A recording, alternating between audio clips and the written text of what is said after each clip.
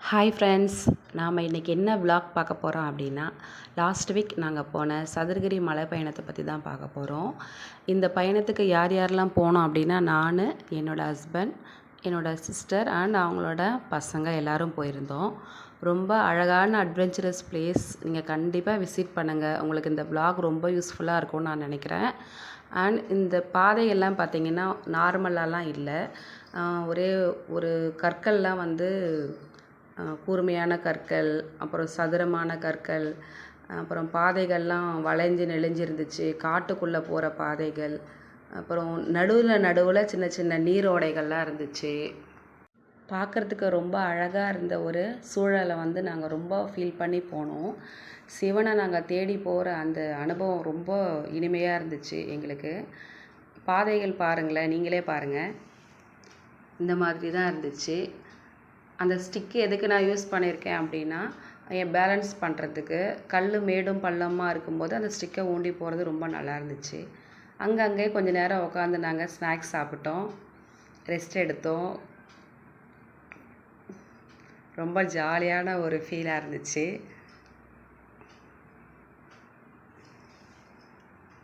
பாதைகள் பாருங்கள், எப்படி மேடு பள்ளம் கல் இந்த மாதிரிலாம் இருக்குது.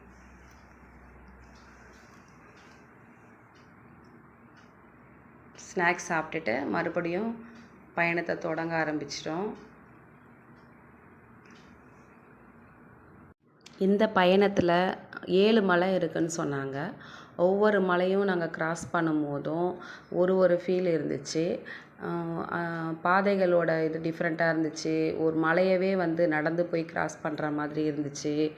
அப்புறம் எல்லாமே வந்து அடிவாரத்தில் போகிற மாதிரி தான் ஒரு ஃபீல் ஆச்சு. ரொம்ப ஹைட்டாலாம் இல்லை, கொஞ்சம் நார்மலான ப்ளேஸாக தான் இருந்துச்சு. கண்டிப்பாக வந்து எல்லாராலையும் நடக்க முடியும், பயப்பட வேண்டாம். ரொம்ப நல்லா இருந்துச்சு.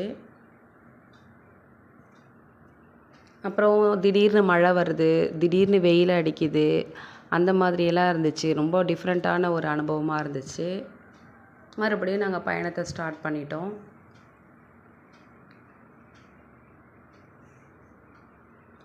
கொஞ்ச நேரத்துக்கு ஒருக்கா உட்காந்து போனோம். ஏன்னா மேலே ஏறுறது கொஞ்சம் இதுவாக தான் இருந்துச்சு.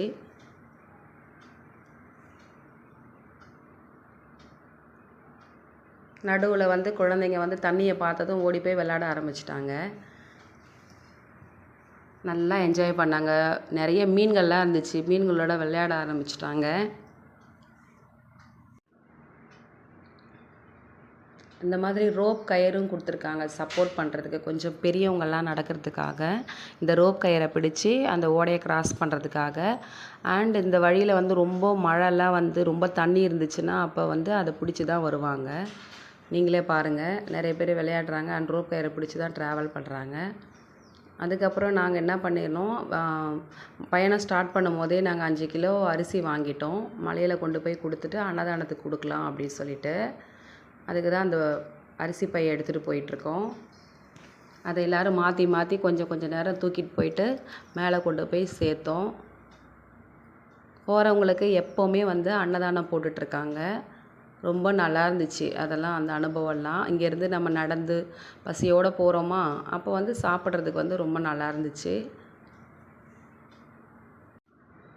அதே மாதிரி இந்த பயணத்துக்கு எப்பெல்லாம் போகலாம் அப்படின்னா, அந்த பிரதோஷ காலங்களில் சொல்கிறாங்க. பௌர்ணமியிலேருந்து முன்னாடி 4 நாளும், அதே மாதிரி அமாவாசையிலேருந்து முன்னாடி 4 நாளும் போகலாம் அப்படின்னு சொன்னாங்க. மொத்தம் மாதத்துலேயே வந்து 8 நாள் மட்டும் இதுக்கு வந்து ட்ராவல் பண்ணலாம். மற்ற நாளெல்லாம் வந்து அலோடு கிடையாது. கீழே வந்து ஃபாரஸ்ட் டிபார்ட்மெண்ட் வந்து அனுப்ப மாட்டேங்கிறாங்க. அவங்களோட கண்ட்ரோலில் தான் வந்து இந்த கோவில் இருக்குது.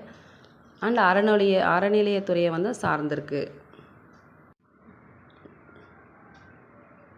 அதுக்கப்புறம் நாங்கள் கொண்டு போன அந்த அரிசியை வந்து இந்த குரங்குங்கள்லாம் என்ன பண்ணாங்க அப்படின்னா, குழந்தைங்கிட்ட கொடுத்தோம்.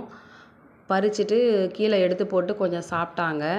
சரி, அனுமான் தான் ஏதோ பசிக்குதுன்னு கேட்குறாருன்னு சொல்லிட்டு நாங்களும் கொடுத்துட்டு, அதுக்கப்புறம் வேறு பேக்கில் வந்து ஷிஃப்ட்டு பண்ணி கிளம்பிட்டோம். மறுபடியும் அந்த பேக்கை வந்து எடுத்துகிட்டு போயிட்டோம். எல்லோரும் உட்காந்து கூட்டம் போட்டு சாப்பிட்டாங்க. இவங்களுக்கு நாங்கள் அன்னதானம் போட்டுட்டு போயிட்டோம். பாருங்கள், லாஸ்ட்டாக வந்து ரீச் ஆகிட்டோம். பாருங்கள், எல்லோரும் சாமி கும்பிட்டோம். தங்குறதுக்கு இவங்களே வந்து பிளேஸ் எல்லாம் அரேஞ்ச் பண்ணி கொடுக்குறாங்க. தங்கிட்டு காலங்காத்தால வந்து நாங்கள் அங்கேருந்து கிளம்ப ஆரம்பிச்சிட்டோம். ரொம்ப நல்லா இருந்துச்சு. நீங்களும் கண்டிப்பாக விசிட் பண்ணுங்கள். சுந்தர மகாலிங்கம் அண்ட் சந்தன மகாலிங்கம் 2 பேர் வந்து மேலே இருக்காங்க. அவங்கள போய் தரிசனம் பண்ணுறதுன்றது ரொம்ப நல்ல ஒரு அனுபவமாக இருந்துச்சு. Thank you friends.